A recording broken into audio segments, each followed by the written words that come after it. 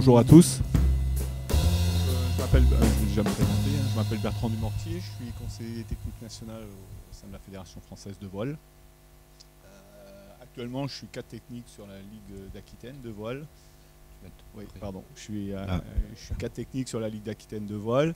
Et mais auparavant, j'ai été entraîneur national sur les 4 dernières Olympiades, sur des séries de bateaux différentes à chaque fois. Donc là, tu me colles. Je colle, pardon. Donc là, on va vous parler d'une cellule de plan d'eau de Weymouth 2012. Weymouth, c'était le site des Jeux Olympiques pour la voile. Donc on va vous parler un peu de ça.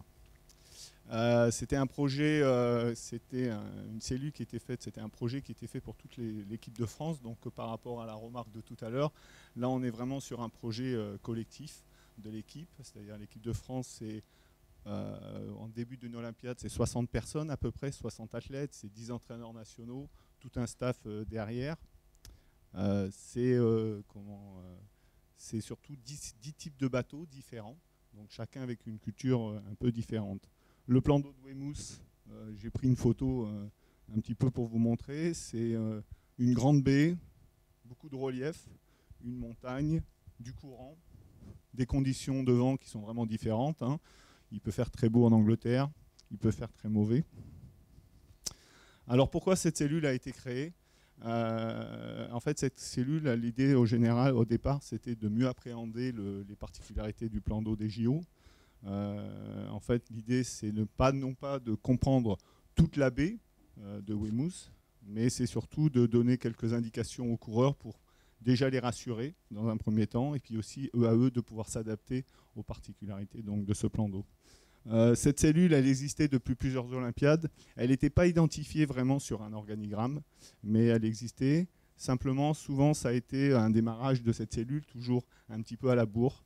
C'est-à-dire que la dernière année, on disait, voilà, il y a du courant, il faut qu'on fasse gaffe, tiens, ça serait bien qu'on fasse une étude, ça serait bien qu'on travaille sur quelque chose. C'était plutôt des attentes des athlètes qui arrivaient au dernier moment, et on leur disait, et nous, on essayait de répondre à ça. Pour Londres, donc le DTN avait décidé qu'on allait faire une cellule donc sur un organigramme, que ça allait partir tôt. Et c'était aussi une initiative, c'était de mettre un coordinateur de cette cellule, c'était un entraîneur national. En fait, ce qu'expliquait François tout à l'heure, on avait chaque entraîneur national avait une double mission. Donc moi, on m'avait donné cette mission de coordinateur de cette cellule. Et aussi, c'est qu'on a l'idée au début, c'était de faire un travail sur les séries olympiques, mais aussi sur les séries paralympiques, donc avec les entraîneurs qui sont déjà présents ici et des athlètes aussi. Donc en fait, quand on a commencé ce projet, l'idée, ça a été de voir un peu comment on pouvait faire tourner ce projet. Donc il a été en 2 domaines. C'était plus d'essayer de travailler sur une démarche, donc je vous parlerai de ça. Et puis aussi, surtout, c'est de voir un peu, c'était une aventure humaine, parce que là, ça concernait beaucoup de monde. Il y avait les athlètes, les entraîneurs, et puis aussi des gens comme Paul et d'autres personnes avec qui on a travaillé. Donc, je vous raconterai un petit peu comment ça a fonctionné. Donc, par rapport à la démarche, en fait, on est parti sur avoir un peu, en se posant quelques questions. Donc, la première question qu'on s'est posée, c'était de savoir un peu où on en était, où en sommes-nous. Donc, c'était faire un diagnostic. Donc là, je ne vais pas revenir sur la première chose, c'est le plan d'eau. C'était un plan d'eau qui était complexe, je vous en ai parlé un petit peu. Il y avait des choses qui existaient, des outils qui existaient pour mesurer le courant, par exemple, on avait au niveau de la météo des experts dans notre fédération. Et puis, on essayait de comprendre, d'essayer d'innover sur quoi on pourrait travailler. Il y avait des attentes des athlètes. Donc là, on a fait un travail sur des questionnaires. Dès qu'on a commencé, on a envoyé un questionnaire. On a demandé à tout le monde qu'est-ce qu'ils attendaient de cette cellule. Donc là, on a eu, vous imaginez, 60 athlètes, tout le monde a répondu. Le staff aussi a répondu. Un panel d'attentes. Donc après, il a fallu un peu trier tout ça. Et puis, on a vu aussi, l'idée, c'était de voir un petit peu ce qui se faisait à l'étranger. Donc là, Polo pourrait peut-être en parler 2 minutes. Ouais, alors les étrangers sont pas très bavards sur ce qu'ils font, sur tous ces domaines-là, mais en fait il y a un pays comme l'Angleterre qui a beaucoup de moyens, donc avec beaucoup de bateaux instrumentés, une cellule avec des personnes à temps plein qui font que ça. Donc c'était vraiment le pays le plus, on va dire, équipé à ce niveau-là. Mais quasiment tous les pays avaient au moins un météo sur le site, au moins sur les sites principaux de régate, quoi. Donc ça c'était le minimum, et toutes les équipes travaillaient quand même sur ce domaine-là, quoi. Donc après, la deuxième question on s'est posée, c'était un peu de savoir où on voulait aller. Donc c'était l'idée de l'objectif, hein, de définir les objectifs. Donc on en a défini 3.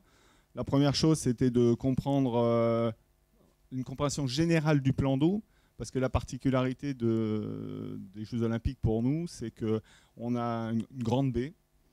Et là-dedans, les organisateurs positionnent des ronds, des endroits, des zones de course. Et tous les jours, on peut changer de zone de course. Et puis ces zones de course, ça peut être dedans. Le parcours, il a encore bougé, parce que le comité de course, celui qui mouille les bouées, d'un jour à l'autre, il décale un petit peu les bouées. Le vent tourne, il change un peu les bouées, etc.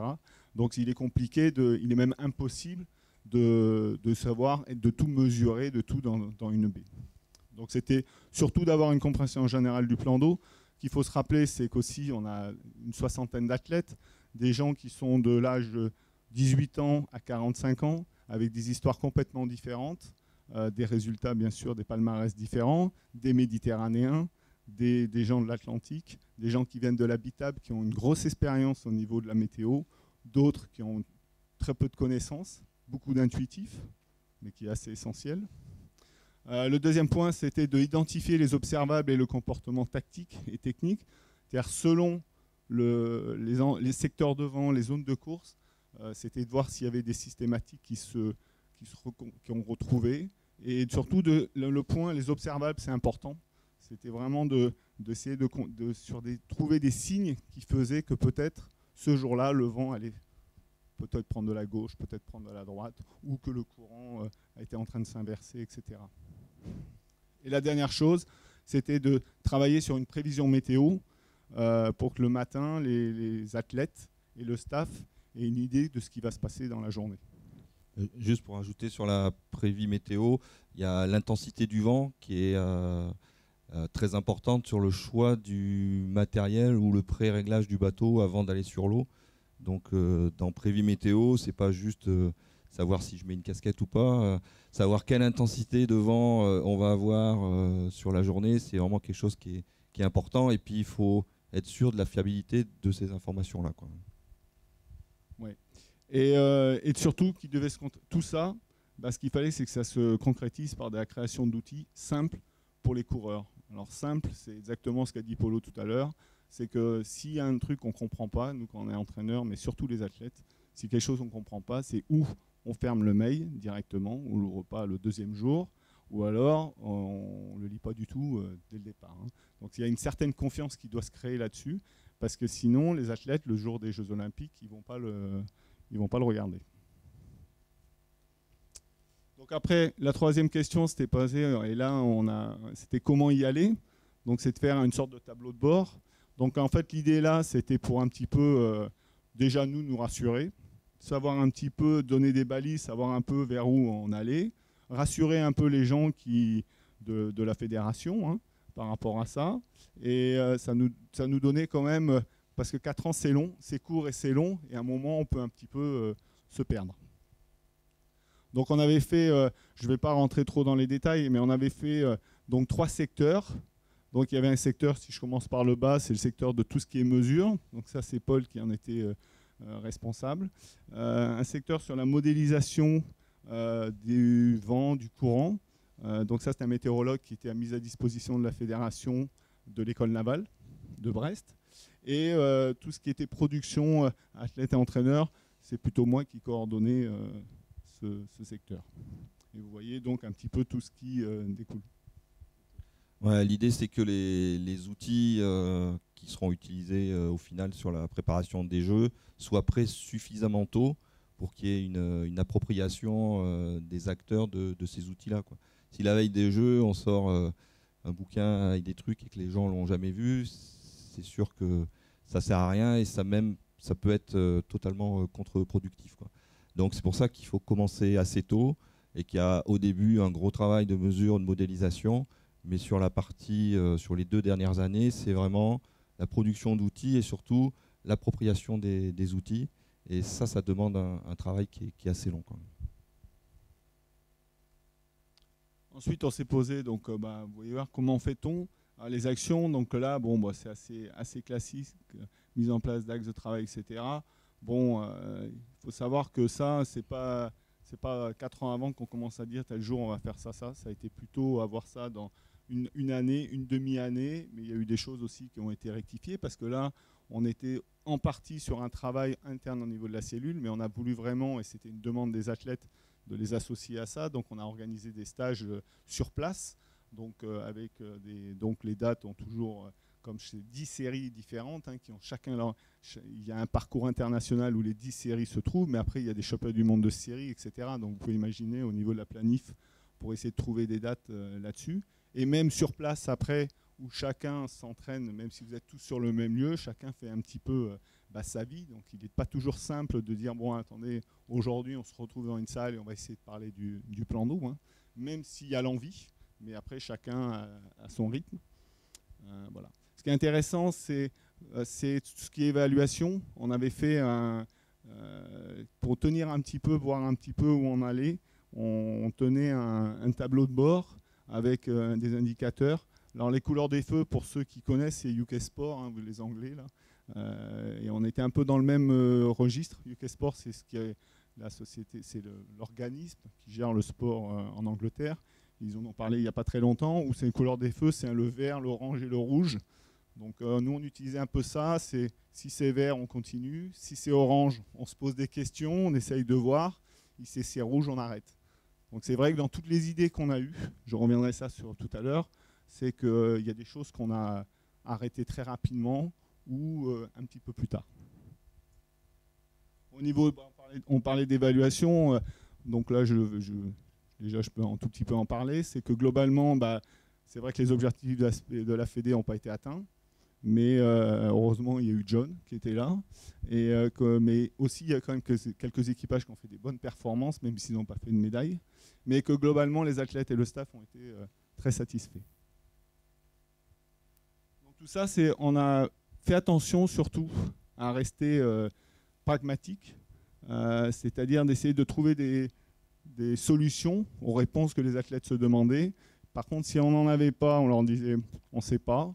Et puis sinon, on leur proposait une moins mauvaise solution, tout en leur indiquant ça. On essayait d'être simple, ça on en a déjà parlé un petit peu. Donc c'est vrai que le rapport de coordonner cette cellule, des moments avec des ingénieurs, météo ou d'autres personnes qu'on a rencontrées, il y a des moments, moi j'étais là, je leur disais tout simplement, là moi je comprends rien, là, je ne sais pas. Donc après Polo me retraduisait ça de temps en temps. Mais si vraiment à un moment je ne comprenais vraiment pas, là on passait plutôt en feu rouge. L'efficacité, donc là on est vraiment resté là-dessus, c'était de faire ce qu'il fallait pour les athlètes et pas toujours ce que nous on voulait ou eux ce qu'ils voulaient. Des fois on essayait de rediscuter avec eux, reformuler les choses avec eux pour rester vraiment sur ce qu'il fallait faire.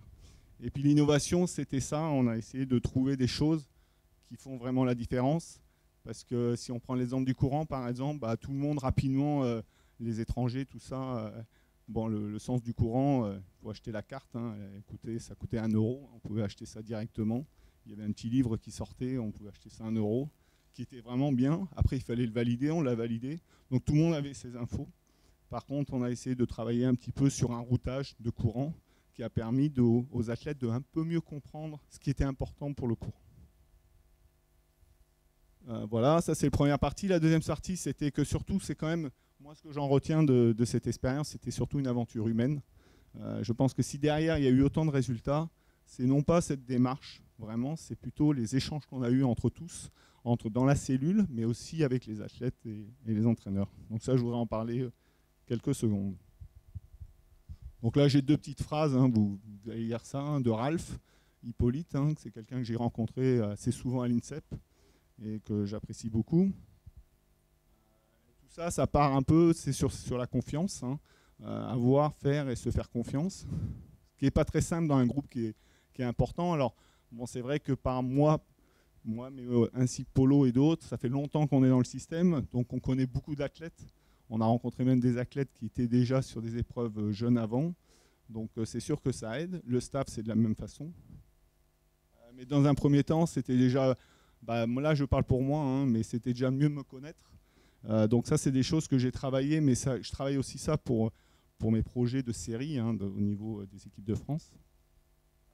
Le deuxième point qui a été important par rapport à ça, c'était de s'entourer. Donc là, au niveau du choix des personnes, on parlait de ça hier un petit peu, hein, c'était important de choisir des personnes qualifiées et ici de divers milieux professionnels.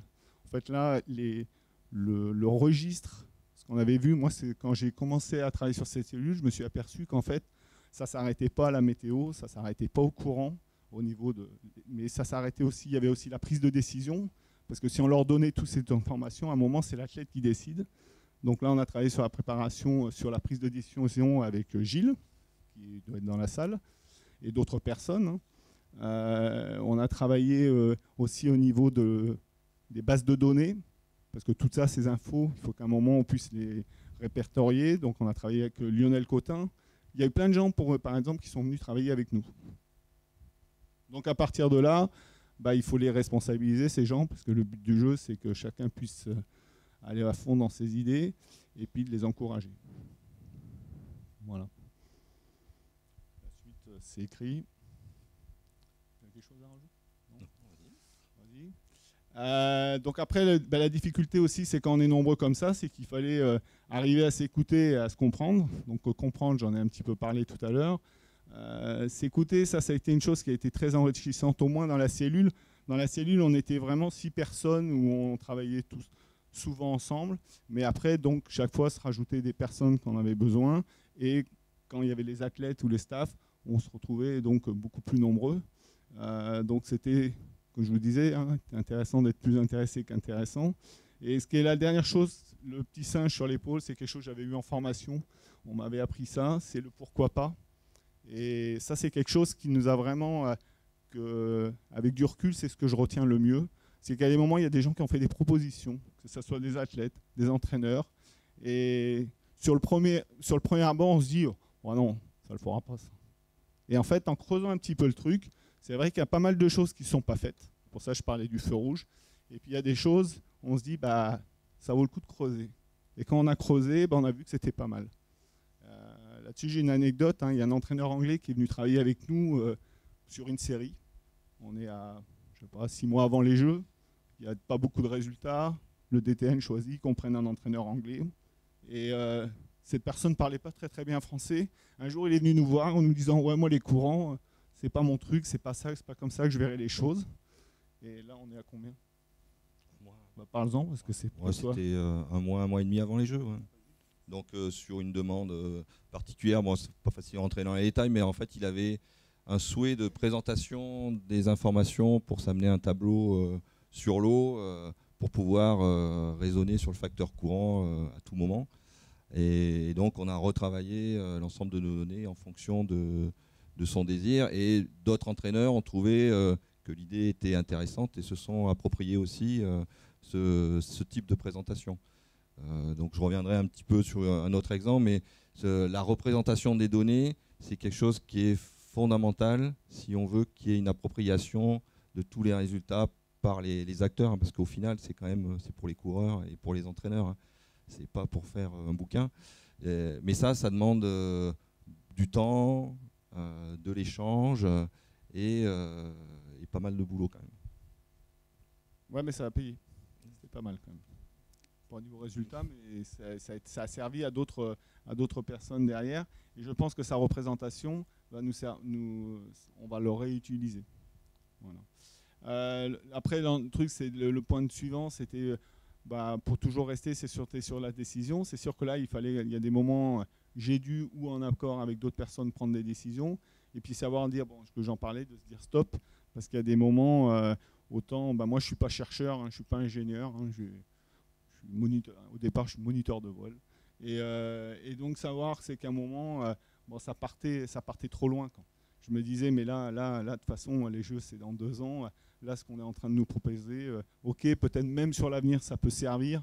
Mais bon, moi, j'ai vraiment du mal à comprendre. Et ramener ça à ce que ça pouvait nous coûter au niveau de l'argent, bah, je disais, non, il valait mieux qu'on arrête, quoi.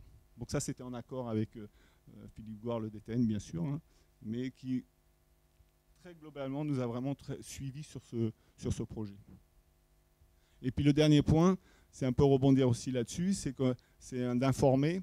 On a vraiment fait l'effort d'informer, que ce soit au niveau interne, au niveau de la direction technique, mais aussi au niveau des athlètes, etc., de l'état des lieux où on en était, pour un peu donner du sens et donner du lien aussi. Et je pense que ça, les athlètes ont vraiment apprécié, de savoir où on en était, ne pas leur cacher des fois, de leur dire, bah là on est à la bourre, on n'y arrivera pas, ou etc. Donc maintenant, vous voyez là, il y a quelques images. Là, c'est un peu pour donner la place à Polo, hein, où il va un peu expliquer les travaux qu'on a fait sur cette PO. Alors, je ne vais pas vous expliquer tous les travaux, mais je prends un exemple pour illustrer ce rôle d'interface. Bon, là, c'est quelques images, je ne commente pas.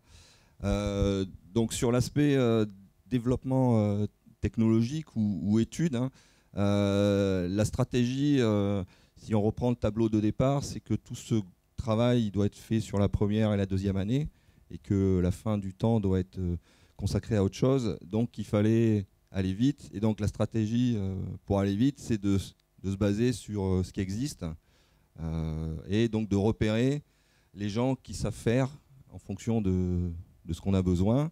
Et comme assez vite, c'est une question d'argent, essayer de mettre en place des partenariats gagnants avec des entreprises ou des groupes qui peuvent nous apporter quelque chose, quoi. Donc ça, c'est vraiment quelque chose qui était nouveau par rapport aux Olympiades précédentes, où des fois on perdait du temps à développer un outil qui arrivait opérationnel l'année des Jeux, et du coup les résultats n'étaient pas exploités pendant les Jeux. Donc ça, c'était vraiment quelque chose d'important sur ce projet-là. Et du coup, on a du temps sur l'analyse et sur la représentation des données. Donc sur les partenariats, donc sur ce projet-là, donc on a eu 4 partenaires, hein. 2 partenaires, on a eu des prix d'amis, donc avec vraiment des choses intéressantes. Donc Tacti, donc qui vend du matériel, donc qui a permis d'équiper tous les bateaux entraîneurs de mesure de vent. Météodine, donc qui fait du calcul de potentiel éolien, hein, donc je vous présenterai ça après. Et on a eu sur 2 autres sociétés un partenariat, on va dire, officiel avec l'équipe de France. Donc d'un côté, il y a l'utilisation de l'image de l'équipe de France, et de l'autre côté, donc la société nous donne accès à des outils qu'ils développent, mais aussi à du temps de développement. Donc Adrena, donc c'est une société qui fait du développement de logiciels de navigation, hein, donc les bateaux du Vendée Globe, hein, sont équipés de ce logiciel-là. En voile olympique, on n'a pas forcément les mêmes attentes que sur le Vendée Globe. Donc on a fait développer des modules spécifiques au logiciel Adrena, et donc Bertrand en parlait, notamment nos propres outils de courant, et de pouvoir faire des routages, hein, sur un parcours olympique en fonction du courant, et de pouvoir mettre un poids au facteur courant tous les jours et sur toutes les zones de course. Et la dernière société, c'est Calibi, donc c'était essentiellement sur le rejeu des trajectoires GPS en 3D, et puis la reconstruction de champs de vent à partir de toutes les données des bateaux entraîneurs. Alors donc Météodine, donc, qui est une boîte qui est sur Nantes, hein. Une des problématiques sur Wemu, c'est qu'on peut avoir à peu près toutes les directions de vent, qui n'est pas forcément le cas sur tous les plans d'eau, hein. Mais c'est un peu comme ici, on a à peu près toutes les situations météo possibles. Donc si on veut tout mesurer, il faut y passer un temps conséquent, et on n'est même pas sûr d'avoir toutes les directions. Donc l'idée, c'est assez vite imposé. Ça serait bien qu'on puisse faire tourner un modèle et qu'on ait une idée des effets de site, c'est-à-dire l'influence du relief sur nos zones de navigation pour toutes les directions de vent. Donc on est allé voir des gens qui savaient faire ce type de calcul, donc c'est cette société-là.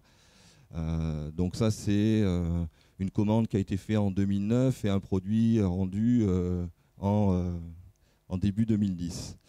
Donc ça, une fois qu'on a eu les résultats, l'affaire était loin d'être gagnée, parce qu'il y a eu déjà bien comprendre les résultats qui étaient rendus. Ensuite, comment bien les représenter pour que ça soit utilisable sur le terrain. Et après, c'est aussi la validation, parce que c'est bien beau d'avoir des études, etc. Mais à un moment donné, l'entraîneur ou le coureur, il est quand même assez pragmatique et concret. Il veut croire au modèle, donc il faut qu'à un moment, le modèle corresponde à ce qu'il observe sur le terrain, quoi. Donc, voilà, titre d'exemple, donc on connaît le relief, on connaît la nature du terrain, si c'est de la ville, de l'eau, de la forêt, etc. Et le produit rendu, c'était voilà, des cartes de couleurs en fonction d'une direction de vent et des tableaux de chiffres, quoi. Donc, c'est vrai que la première fois que j'ai vu les résultats, je me suis dit, là, ça va pas le faire du tout, cette chose-là. Au début, on pensait le présenter assez rapidement aux athlètes, et en fait, Polo va le dire, mais on a mis plus d'1 an à le présenter après, parce que j'ai dit, si on le présente maintenant, ça va être assez rapide la réunion, je pense. Donc voilà, donc ça, les résultats avril 2010, et les résultats retravaillés, présentés aux équipes, c'est août 2011. Donc pour vous dire un petit peu le temps nécessaire pour s'approprier un petit peu ce travail-là, quoi. Donc une des méthodes, donc à force de travailler là-dessus, c'est déjà d'enlever toutes les informations dont on n'a pas besoin. C'est-à-dire que ce qui nous intéresse, c'est ce qui se passe sur l'eau. À la limite, la déviation au centre-ville, ça ne nous intéresse pas, donc c'est pas la peine de le mettre. D'avoir un point de référence sur le plan d'eau, parce que comme le modèle nous donne un vent qui est au loin, on va dire, et qu'on peut avoir une perturbation du relief. Donc nous, ce qui nous intéresse, c'est de nous comparer par rapport à un point du plan d'eau sur lequel on va régulièrement. De définir des codes couleurs qui soient compris par tout le monde, et après avoir ces dessins utilisables de manière autonome par les coureurs et les entraîneurs. Et un des outils qui est le plus utilisé, c'est Google Earth, hein. Donc l'idée, c'est de créer des calques à partir de ces cartes-là, quoi. Donc là, je vais vous montrer deux exemples, hein. Donc à gauche, c'est sur la turbulence, on va dire, l'effet du relief, hein, sur la dispersion autour du vent moyen, et sur la droite, c'est la direction. Donc sur la direction, on a trouvé une représentation qui est assez simple, hein. Si c'est gris, c'est qu'il n'y a rien, c'est dans la direction du vent moyen. Si c'est vert, c'est que le vent il est plus à droite, hein. Donc c'est notre façon de raisonner. Si c'est rouge, c'est plus à gauche, quoi. Et donc toujours de pouvoir mettre donc ça, c'est des calques Google Earth, et c'est aussi des calques qu'on a mis sur le logiciel Adrena, donc on avait sur le bateau météo, ce qui nous permettait d'avoir à la fois ce fond-là et à la fois d'avoir la mesure météo, puis de se promener et de voir effectivement est-ce qu'on observait cette déviation de vent que donnait le modèle ou pas. Donc il y a eu un temps pour valider le modèle, et sur deux anecdotes, hein, pour juste avancer là-dessus. Donc au final, donc il y a des cartes qui sont utilisées avec les retours des coureurs sur les navigations, et il y a eu de longues discussions sur le type de représentation, et au final a été choisie une représentation donc qui est fausse. C'est-à-dire qu'on mélange une image en perspective avec des flèches qui, elles, sont en 2D. Donc scientifiquement, c'est une représentation qui est fausse. Mais par contre, elle est bien comprise par les athlètes et les coureurs. Donc, si je prends l'exemple, si je mets un vent si on a des flèches qui sont toutes dans la même direction, si je mets en perspective, effectivement, ça fait un vent qu'on a l'impression qui est divergent. Et c'est ce que vont analyser les coureurs sur cette image-là. Donc ce qui est... même si l'image il est juste, l'interprétation était fausse. Donc le choix a été fait d'avoir une représentation qui est fausse, c'est pas grave. Ce qui était important, c'est qu'elle soit bien comprise. Donc voilà, ça c'est sur. Et ça, ce travail est intéressant, parce que c'est pas, du coup, si c'était moi tout seul dans mon coin qui avait fait les dessins, j'aurais pas forcément fait ça. Par contre, ça a été un travail collectif avec un groupe d'entraîneurs pour arriver effectivement à un rendu qui soit utilisable par tout le monde. Et dernier point, alors malgré tous ces outils en 3D avec des couleurs, etc., il y a eu une demande des athlètes de revenir à la maquette en polystyrène classique. Il y a quand même un besoin de toucher, hein, de faire le vent, etc. Et donc l'un n'empêche pas l'autre, quoi. Donc au final, donc ça c'est juste un des outils, hein, enfin un des travaux qui ont été développés, hein, sur l'Olympiade. Hein. Le but du jeu, hein, sur les jeux, c'était d'avoir un bon bulletin météo.